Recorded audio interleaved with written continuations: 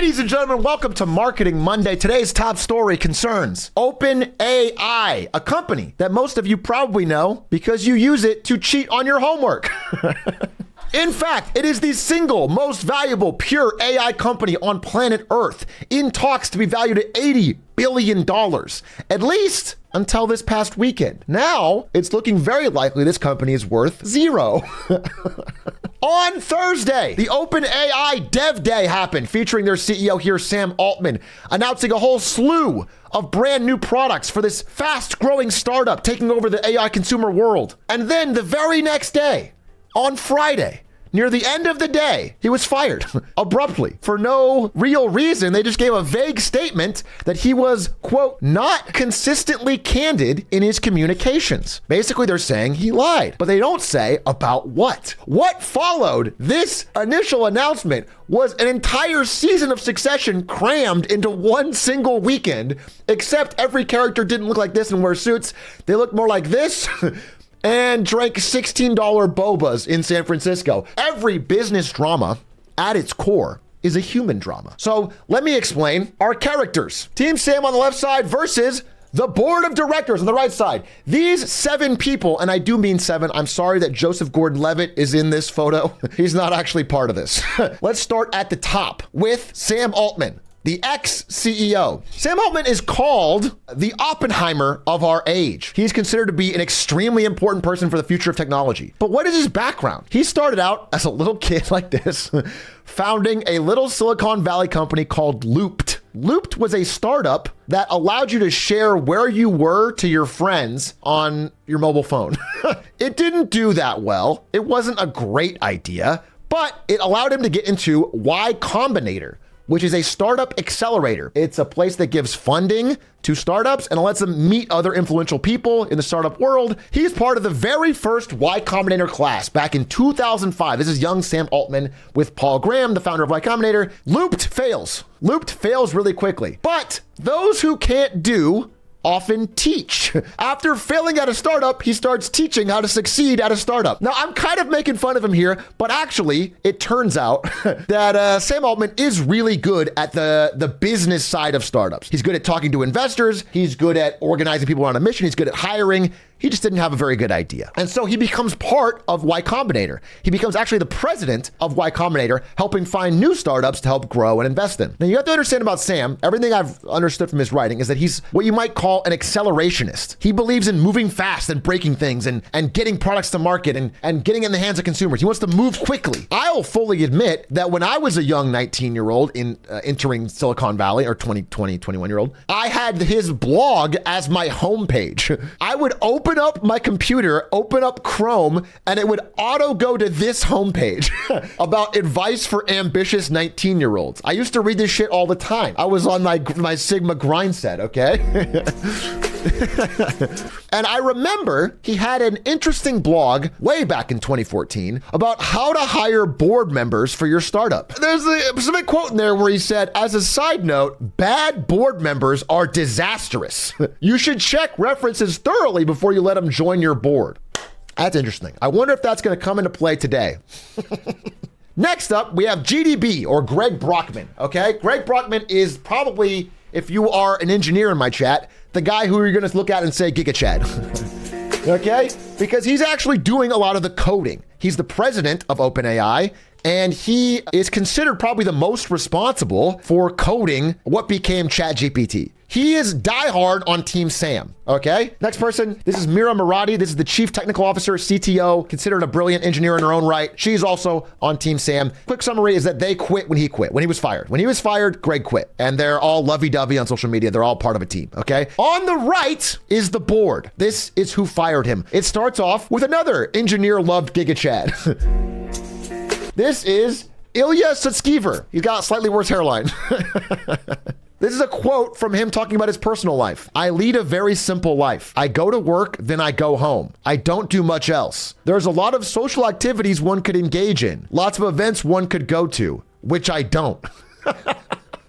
This guy is the chief scientist of OpenAI and is a person who is considered the most fearful of what AI could do. He has tweeted that in the future, it will be obvious that the entire purpose of all of science was to build what's called AGI. AGI is going to come up a lot today, so let me explain that to you. AGI means Artificial General Intelligence, and is the end goal of the company OpenAI to build, which basically means that a robot or a machine that is smarter than a human at all tasks. And he believes that is the sole purpose of all science, and that OpenAI's sole mission should be to protect the world from that being used irresponsibly. I'm sorry, are you hearing that Slack sound? Now, after Ilya Sutskever, the other members of this board do not work at the company day to day. First up is Tasha Mccauley. Tasha Mccauley is the CEO of a robotics company. She also, as a side thing, married Joseph Gordon-Levitt and maybe killed people with him. She's just living a cool life, I guess. And she's also on the board of OpenAI. Adam D'Angelo is the CEO of Quora. Probably haven't looked at a Quora in a while, ever since ChatGPT came out.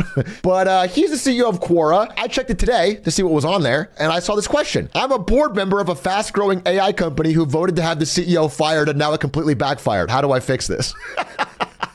Lastly, of the four, is Helen Toner. Now, I didn't know much about her other than that her name reminds me of an old printer, but I looked into it and she has a pretty impressive nonprofit and educational background. She seems to know a lot about AI security. She also, unfortunately though, has ties to the effective altruism movement.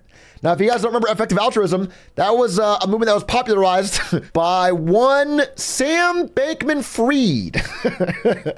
What was the rationale? Why are these the six that have the sole control over the largest AI company on planet Earth? That's probably your first question. Well, I'll answer that. All of them joined at the latest in 2021. Many of them joined way earlier. And back in 2018, when most of these people joined, OpenAI was a company that was more concerned with AI research and building Dota 2 bots to beat pros. This was OpenAI's main activities back in 2018. It was a much smaller niche company. Well before their 2022 innovation of ChatGPT, which changed everything and introduced the next part of our story. And that is, of course, the money. See, what you have to understand about OpenAI is that OpenAI is not like a traditional tech company. It has an entirely different structure. OpenAI was a nonprofit, and the nonprofit had one goal: to benefit humanity as a whole without a need to generate financial return. But the problem is, for an AI nonprofit, is that you need one thing to train all of your AI models: GPUs. And GPUs are very expensive. Thank you, Linus Tech Tips. And so you're gonna need money for your nonprofit. And so how are you gonna get that? From donations. But who has enough multi-million dollar donations to give to a nonprofit to buy GPU times? Yeah, this is not an example. This is literally him. OpenAI gets a pledge for $1 billion from Elon Musk. The problem is he promises to give them $1 billion, but after he gives them 1/10 of that, 100 million, he says, you know what? This Dota stuff is too slow. You're falling behind Google. This isn't good AI research. Here's what we should do. Let me take over. I take over OpenAI and I run it myself, and it's no longer a nonprofit. And they say no. So he says, fuck it, I walk. And so he reneges on his other 900 million he said he was gonna give him and walks away with this kind of funny tweet where I donated the first 100 million when it was nonprofit, but I have no ownership control. So he gets nothing. So we gave him $100 million for nothing, which is still a pretty sweet deal to get $100 million from Elon Musk and he gets nothing back. But they're not getting any more donos. There's not many gigantic, super rich billionaires that care a lot about donating to AI for free. Elon Musk is kind of the only one. So Sam Altman comes up with a plan. We're going to create a sub company, OpenAI for profit, but it'll be capped. That way everyone can invest in that, but it'll still be controlled by the nonprofit. And this for-profit company is created with a capped profit basis, basically meaning if you put money into this OpenAI company, you can only make up to 100 times your investment, which is almost not a cap. But yes, the max you can make if you invest in OpenAI is 100x your money. And it is controlled by the nonprofit. Now, people are interested. When you hear 100x returns, you start to get interested. And now you get the real money men like Satya Nadella, the CEO of Microsoft, probably better known for his 1993 video about Excel. What I'm going to do now is exit out of this environment and show you how we can better integrate this data into Excel. This guy worked his way up from that to CEO, which is pretty impressive. So he invests the other $1 billion, and now OpenAI is free to run. And suddenly, they make something that's not just beating Dendy's ass at Dota 2. They make ChatGPT. And ChatGPT is an instant, even by tech standards, an instant success. It gets to 100 million users in 2 months. That is 7 months faster than TikTok, years faster than Instagram. They realize that they found something. It is kind of like if you set up a wildlife nature preserve. We're gonna keep this land serene and peaceful for the animals. And then later, you found out that there was oil on it and a diamond mine and gold in the river. Suddenly, your incentives change slightly. Suddenly, a lot of questions get asked that weren't being asked before. And Satya Nadella, who's a great businessman, starts doing some math on that 100x profit. He starts doing a little back of napkin head math and realizes this is a good opportunity, and he dumps $10 billion into OpenAI to get 49% of the company and starts a bromance with CEO Sam Altman. They become best buds. This also attracts investors and employees. Like the really best AI talent doesn't really want to work at a nonprofit. They want to be rich. So the capped profit company starts attracting the best employees and investors. But this whole company is still controlled by these 6 people at the nonprofit. Nobody's really thinking about it, but yes, at the end of the day, this new OpenAI, the public one, is controlled by the nonprofit. And everyone thinks it's not going to be a problem. Even though in the clause, when you're investing, it says, it would be wise to view any investment in OpenAI Global in the spirit of a donation. And they also said that if we ever do find AGI and the board determines when it's called AGI, that all of the stuff you bought is now ours. Like Microsoft doesn't get anything. Again, all of this stuff exists in the fine print, but nobody's talking about it because no one thought they would fuck up a good thing. No one's gonna go along and fuck up a good thing, right? Until this past weekend. So right after Sam makes his big announcement on November 16th, he gets pulled into a Google Meet. This company is 49% owned by Microsoft, which makes a direct competitor to Google Meet called Teams, and they still don't use Teams. But he gets pulled into a Google Meet with Ilya Sutskever, who basically tells him, hey, Sam, you're fired. At the same time, basically 5 minutes after, they pull in the president and Sam's ally, Greg Brockman. And they say, hey man, we're not gonna fire you, but you're demoted from the board. So you can't vote, okay? So now the board of 6 is now down to a board of 4 who all agree that Sam should be fired. Then they call the CTO, Mira Murati, and they say, hey, you're the new CEO. Pog, Sam's gone, you're in. She's a little shell-shocked, but she sends out a memo and says, I'm shocked and honored. Then they announce it publicly. Sam Altman tweets that he loved his time there, and the fucking world explodes. Everyone all over the world is like, wait, what the fuck? Why is this extremely well-liked CEO who from all the outside was doing a good job suddenly fired for no given cause? We have to know more. You have to tell us more, especially because right afterwards, the president said the board has gone rogue. I'm shocked, and he quit. To randomly fire your CEO is scary and can hurt the valuation. So now all of the investors are freaking the fuck out, and they want him back. They're like, wait, if you're not gonna give us a reason, get him the fuck back. We want our money. Satya Nadella at Microsoft is fucking furious because they didn't even tell him. He owns 49% of the company, and they didn't tell him they're firing the CEO. They just did it. He learned about it from social media. And so the wrath of Satya Nadella and Microsoft and all the investors descends upon this board of 4 people, asking them, what the fuck did you do? This is especially dangerous for OpenAI because it turns out that the $10 billion that Microsoft was gonna give them was mostly not in cash, it was in cloud compute, as in GPU time. So at any point, Microsoft can pull the plug on the entire operation. And so he's got a lot of leverage when he's angry. Additionally, remember this third category, the employees? Yeah, they joined this company to work on AI because they thought they could get rich and that they could finally afford a shack in San Francisco.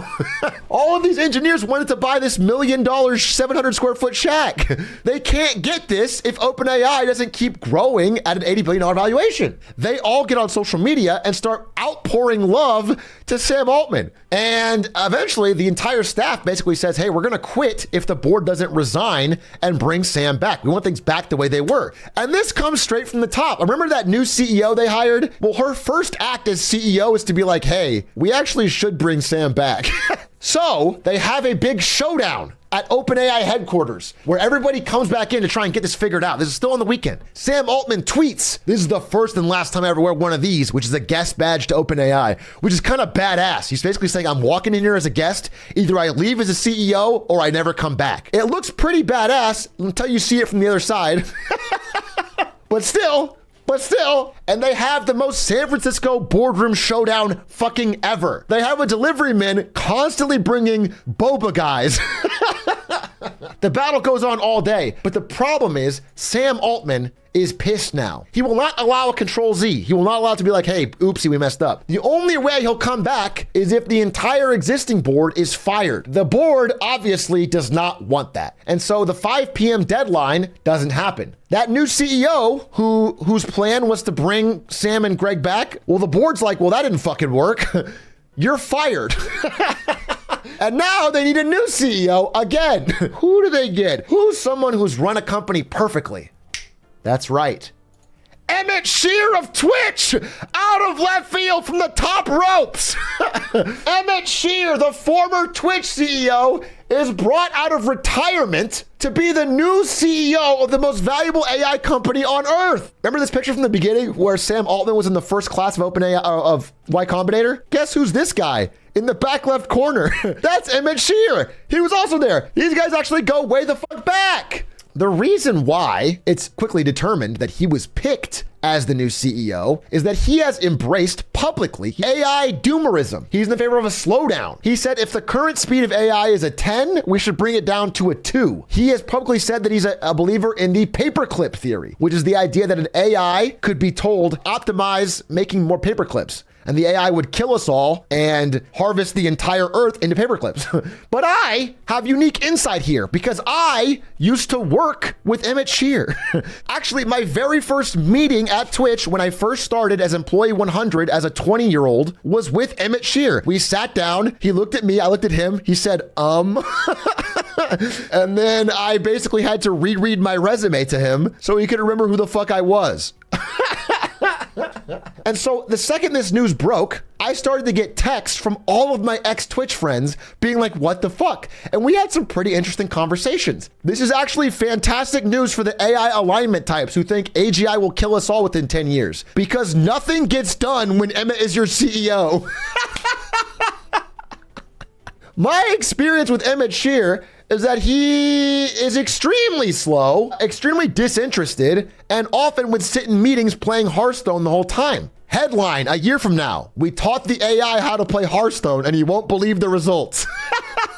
The person that was kindest to him, different person from Twitch, said, hey, Emmett's good at some things. He's good at system scale, identifying risks. What he's not good at is the people part, which I think is true. So if this is a totally normal new CEO situation, he might be valuable here. He could help scale things up, but in the middle of a crisis where 500 people are going to leave the company, this is the worst situation you could put Emmett into. Emmett does not belong in a highly controversial people raging situation. And in fact, we found that out instantly because he made his first announcement in Slack to the whole company saying, hey, let's have an all hands meeting. They all responded with a fuck you emoji. They all spelled out fuck you in the Slack reacts. At the same time as all of this is happening, what is Sam Altman up to? Well, he's talking to his fucking tech bro, Satya Nadella, and they hire him. Microsoft is so worried that OpenAI, which they invested in, is going to shit. They want to save some of their investment, so they just hire Sam Altman and give him a blank check to start a new AI team inside of Microsoft. This is a great diagram. Sam Altman gets attacked by the OpenAI board, who gets betrayed by Mira Murati, the new CEO they put in, who gets betrayed by the OpenAI board again, who gets betrayed by Satya Nadella from the fucking top ropes with a sniper. Then Sam tweets that, hey, Satya and I are going to build something new. We love you all. We have unity and commitment. We're all going to work together in some way or another, and I'm so excited. One team, one mission. Basically saying, hey, everyone's going to come work with me. Satya Nadella, who hours ago was worried that his entire, $10 billion investment was going to go to shit, instead has made an ultimate coup, and Microsoft stock on Monday opens at an all-time high. So now every OpenAI employee is freaking out, because now they have to either quit and lose all of the shares they earned at OpenAI and join Microsoft, or they need to bring Sam back for real. Like, this is the last chance for all the employees. And so they write an open letter to the board of directors, and they basically say, your conduct has made it clear you do not have the competence to oversee OpenAI. You have not provided any written evidence as to why the fuck you fired Sam. You are not capable of carrying out your duties, and you're negotiating in bad faith. So they're fucking freaking out. And they all sign this letter. 700 of the 770 employees sign this letter, basically saying the board needs to fucking leave or we're leaving. This whole time, Satya Nadella is now giddy as a kid on Christmas. We feel fantastic and capable of doing that. And we were partnered We feel with fantastic. OpenAI, and we were partnered with Sam. And that's exactly where I am on Monday afternoon, if you will. Look how fucking happy he is. Everyone's coming to work at Microsoft, and if they don't and they go back to OpenAI, he also controls that. It's a win-win. This bad weekend has turned so good for him and his company. The 3 greatest tech acquisitions ever. Facebook buys Instagram for $1 billion. Google buys YouTube for $1.7 billion. Microsoft gets $80 billion OpenAI for $0. Basically the employee costs. And they don't get investigated by the government. There's no antitrust. They basically acquire all of the tech and talent of the most valuable company over a weekend because of the stupidity of the board. But all of this back and forth does not explain the initial question we had at the beginning, which was why. Because now that you've seen all of this stupidity and the loss of OpenAI value and the employees angry, you have to think why the board would do this. There are 3 theories. Again, this has not been definitively answered. They have not put the answer in writing. Number 1, and probably the initially most popular, this is the one Elon Musk supported, was that Ilya, a respected chief scientist of OpenAI, saw something. He peered into the void, he saw something he didn't like, and he had to save the world. Now, there is some credence to this. At the tech conference on the 16th, the day before everything happened, Sam Altman talked about this. I've gotten to be in the room when we sort of like push the veil of ignorance back and the frontier of discovery forward. He said, within the past couple of weeks, I saw something where we pushed the veil of ignorance back. We had a big discovery. That's all he would say. And Ilya could have seen something with that. Maybe they were this close to AGI, and Sam Altman was fucking running away with the train. He was announcing new products and features and monetization, and he wasn't thinking about how important this was, and they needed to slow things down. Sam Altman announced that GPT-5 was underway, and you can all be excited because it's coming. It's going to be even better. Elon Musk supports this theory. Ilya has a good moral compass and does not seek power. He would not take such drastic action unless he felt it was absolutely necessary. And there could be some credence to this. The paper clips were coming, and Ilya had to stop it. The problem with this theory is that just days later, Ilya retracted everything.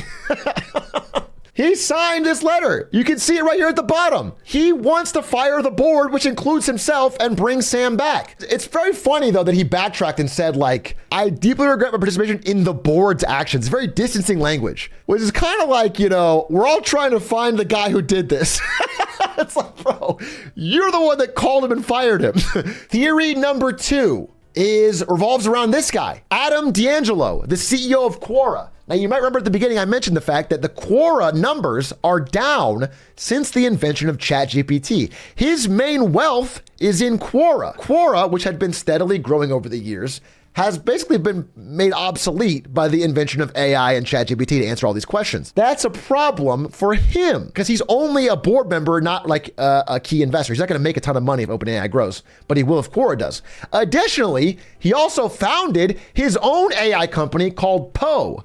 And he announced just a few days before Dev Day, creator monetization for Poe, where you can make your own custom chatbot and make money for it. The problem is, On Dev Day, the day before all of the firing happened, Sam Altman got on stage and surprise announced the exact same thing, basically instantly killing this project that Adam has been working on for months and spending millions of dollars on. There's a real theory that Adam here was understandably salty that Quora was getting killed by ChatGPT and his AI startup's getting killed by ChatGPT with no advance notice from Sam Altman, and decided to call him a liar or a person hiding the truth and wanted to help get him out. That is a pretty powerful theory that tracks with this guy's financial incentives. Theory number 3 involves Helen Toner, aka the printer.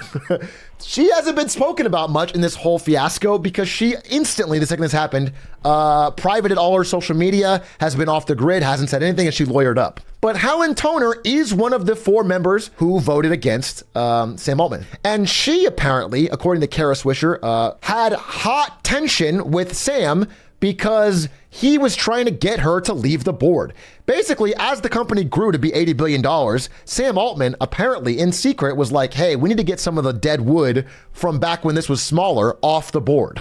And she didn't want to be off the board. And so she had an incentive as a power struggle, pure and simple, to kick Sam off so she could keep her spot on the board. This theory is supported by Paul Graham, the guy that founded Y Combinator, who basically out of nowhere yesterday posted this for no reason apparently, saying the advantage of appointing board members who already have real accomplishments is that being on your board is not the main source of their importance.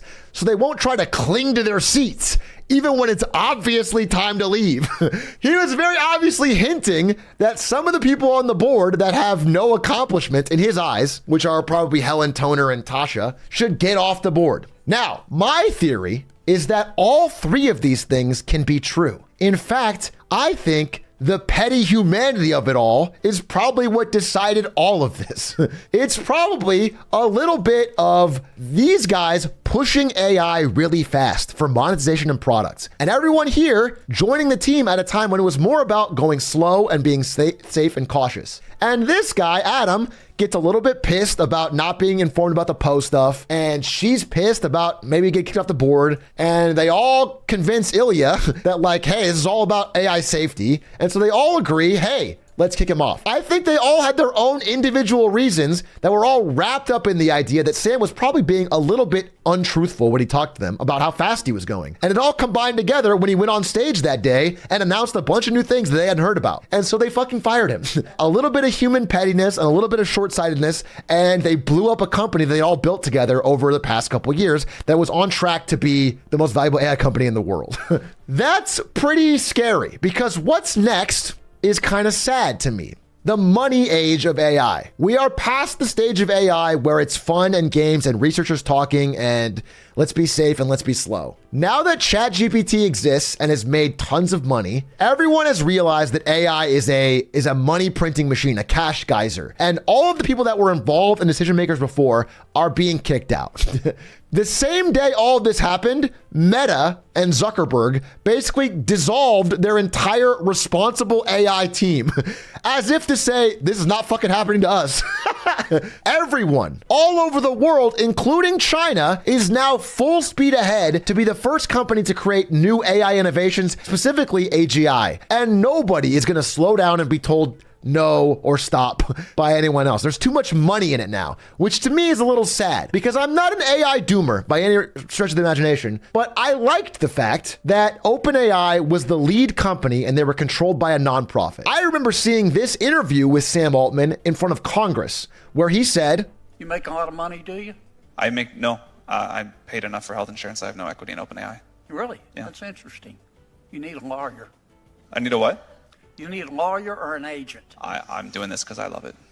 he said, I'm doing this because I love it. No, I don't know. I mean, again, I'm sure he profited in some way from the Microsoft deal and everything, but he had no shares in OpenAI and wasn't directly tied the way Zuckerberg is to Facebook. And it seemed to me like there was a general sense that like this company, which was leading AI in all of the world, at least had some part of its mission be safety or for good. And because of the actions of, I think, a really short-sighted board, they lost that. And now all of the technology and talent is in the hands of Satya Nadella, who, while a good businessman, is only focused on the bottom line. He's only focused on the profits.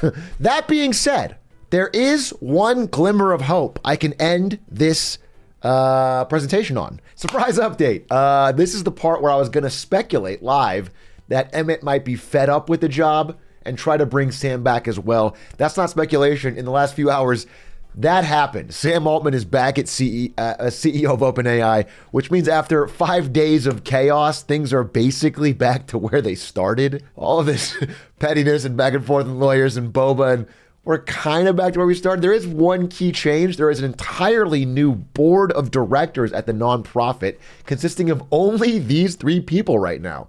The new guy on the left is Brett Taylor, creator of Google Maps. The guy on the right is Larry Summers, Treasury Secretary during the Clinton years. I think he economic advised Obama as well. He's kind of a government connection, I guess, now. And the guy in the middle, Littlefinger himself, the only man still standing from the original 6 board members, somehow Adam D'Angelo of Quora is the last person standing and one of 3 votes controlling the board of OpenAI. That being said, Sam Altman is back as CEO. He is saluting the crowd. He's saluting the troops. Him and Greg Brockman rode back like heroes. Everyone celebrated. All of the employees of OpenAI lost their minds because, of course, their OpenAI employee share sale that values the firm at $86 billion is back on track, which means it's valued at about $111 million per employee. That's not what they get. That's mostly owned by Microsoft and investors. But as someone who's been through a much smaller acquisition while I was at Twitch, everyone there is still pretty happy. That's a big valuation. I'm sure everyone is